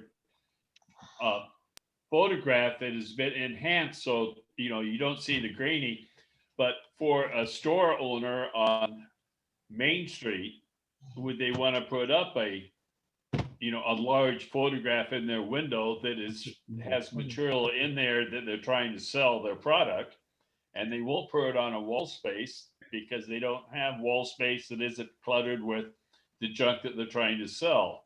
Well, So- if you believe that to be the case, then we shouldn't bother. I think a 16, even if it's a 1620 in a frame size, which if you include matte and not go full bleed, it's you know anyway. I think that Even if it were 16 by 20, I don't see that would be a detriment to the window. I'd be attracted to come to the window to see something that would be attractive. And if presuming it's a good sized window, well, 1620 within it, going to obscure something? I don't think so. Let me know what you want to do. Well, well, I'd go for the 60 by 20, but not any larger than that. But there are stores on Main Street that they don't have that much window space. They're in the stores there across from the old Starbucks. The little buildings are right next to each other. My original thought, and we've gotten away from this, which is fine, but was to go to as many store owners that would put one of these up in their windows so that we could put up 20, 30 different pictures of what the village looked like in 55, not just 5 that are going along with the plaques. So it would be up there for the whole month. that's a good idea. This was sort of a pilot. But this was kind of like the pilot project for that. I'm thinking that down the road, we could get to every business and even say, would you prefer an 11 by 14 or a 16 by 20 at that point, just for size of their building or their display area. And then maybe next year in May, we could have 20 or 30 of them. But for this year, I thought we were trying to get just some of them out there because. And let's see what happens with Well, I this mean, the initiative. program has morphed into something other than what I was thinking of, and that's absolutely fine. I mean, the thing is, the program is moving forward, and we can continue on with it. So, I'm not upset. Well, following up what Mary says, why don't we do this? I'll get a paper copy of one of these to Tony. I'll get it mailed to you, Tony. And then Tony can investigate to see if you can enhance it. And then at the next meeting, we can bring it back information about that. You got it. Does that sound good? The next Sure. meeting is gonna be April, so then we're gonna have to really move it to make it happen By May, the following month. yeah. I think you can do that. I mean, if Okay, these All right. things took, well, I went to Office Depot, it took 3 days to get them printed up. So, Okay. sound good? Okay. Yep. All How right. many are you looking at? How many images ideally would you like to have in finished quality? I think Christine, there were 3 or 4 that we're giving plaques to, right? Yeah. Right now we had 3 absolutely for sure, and we're waiting on the rest. So it'll be between 3 and I'm gonna say 6 or 8. Between We'll 3 know and that. 8. Yeah, pick a number because I'm gonna, I'll ask. Well, If I ask someone, I'd like to be able to describe the scope of the work. This is just Right for now this we have presentation, three. right? This is with the plaque. Mhm. yeah, I thought there were only like 3. That the bank Three, was yeah. 1. There are 3, yeah, but I 3 thought of we were reaching out to the others as well to see if we might add them. But we tied it only to the plaques, right? Right, Okay, well, why don't we go with the 3 then for those plaques? okay, let's go with the 3. So Tony, 3. Got it.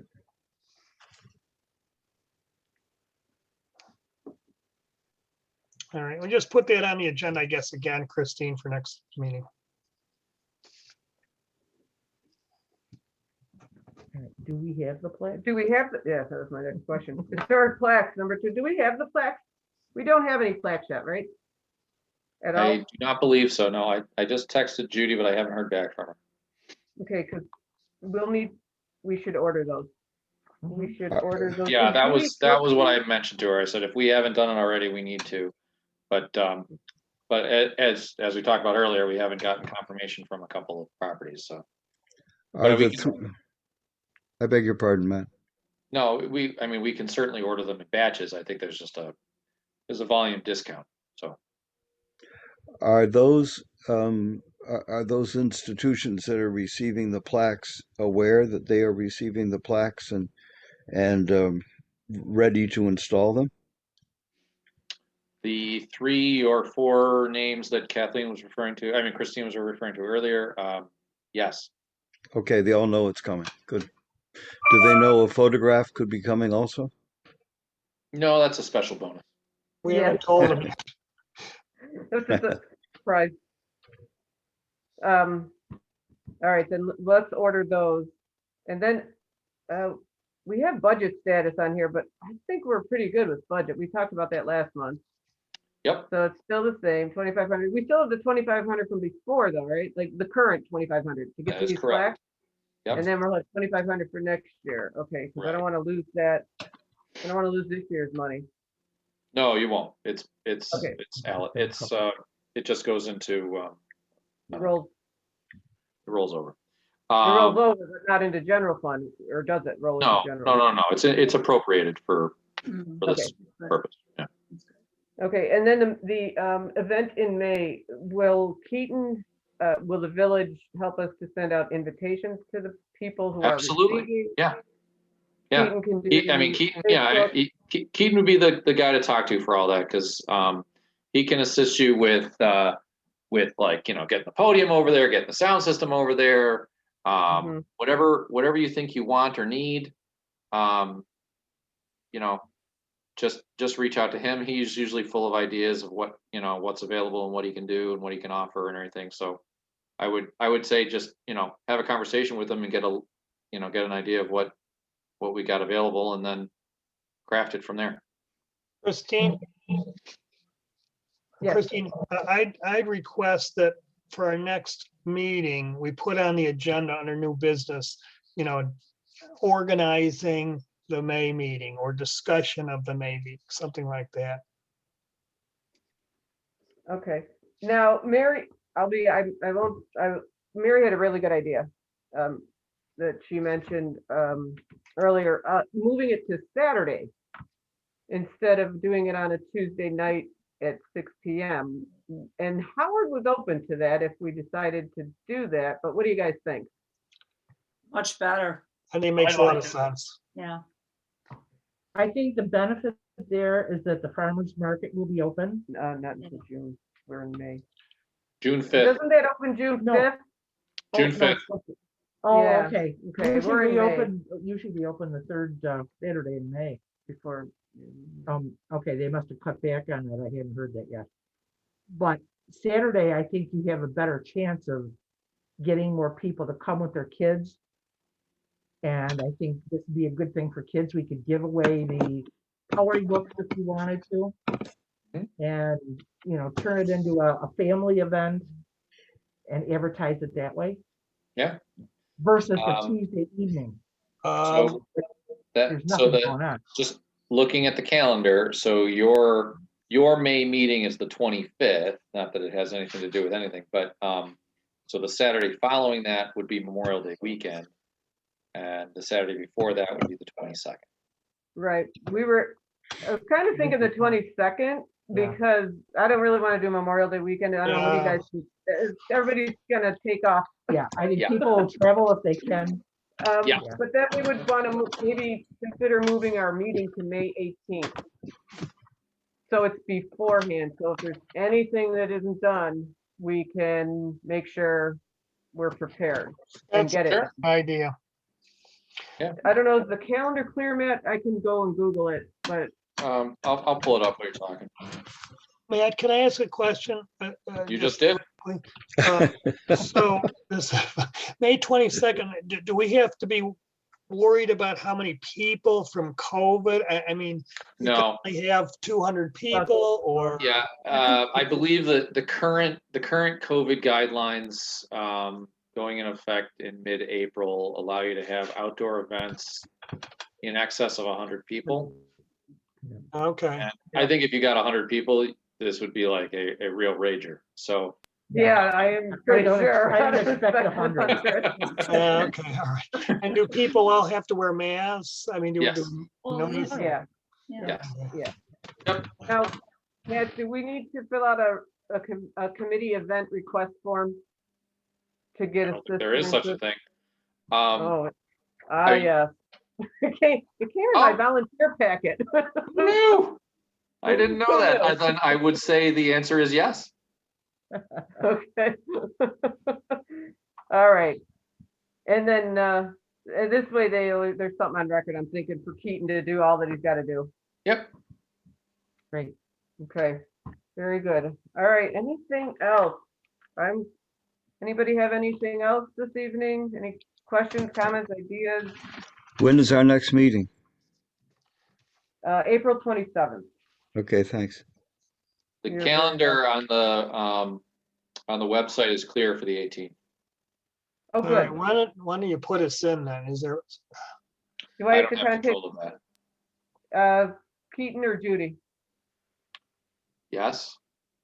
Either or? Okay.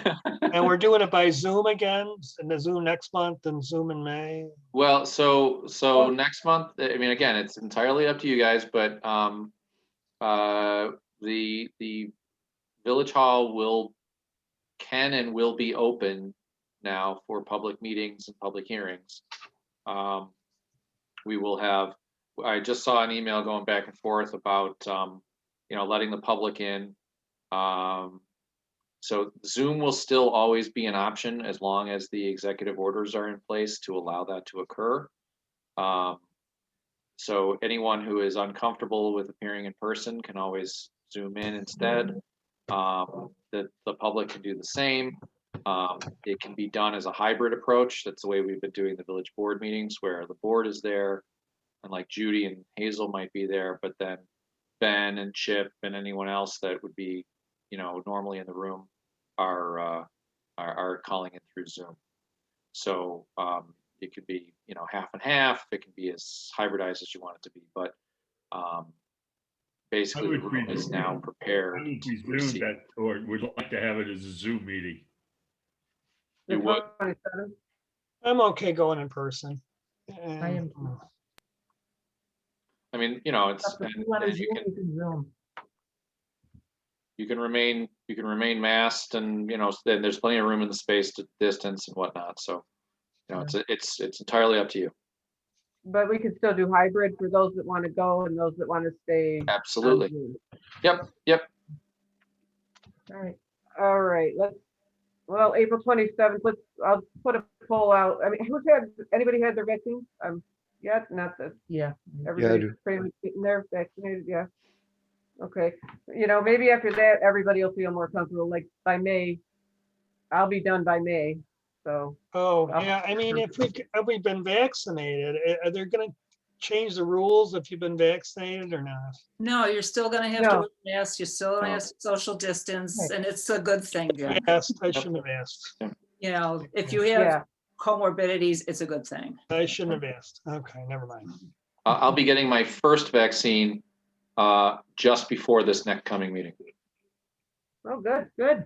Good for I'll be you. walking in with the Band-Aid on my arm. I'm getting the second one Thursday. So then we're gonna do a hybrid next time? Or do you wanna just do Zoom and resume in person in May? Why don't we Whatever. do May, I just, Okay. All right, we'll do one more Zoom. We can do And then- Zoom. I mean, it doesn't. Well, okay, more Jen, people want I to do just, Zoom. I think that there are people who do have issues, so. Okay. Yeah, we'll do one more Zoom, April 27th, That's and then hopefully by May, we'll be more apt to get in the same room together. Maybe by May will be normal. Wishful That might be too much to hope for. I've never been Yeah. normal, yeah. Yeah, I don't think neither have any- People pretend we're in Abby Florida or normal, Texas. you know. Okay. May I make a motion to adjourn? Yes, you Second. may. Do I have a second? Second. All right. Good night, everybody. Bye-bye. All those in favor? Thanks. We'll see. Aye. Aye, aye. Good Thank night, you very everybody. much. Good night. Thank you. Buddy.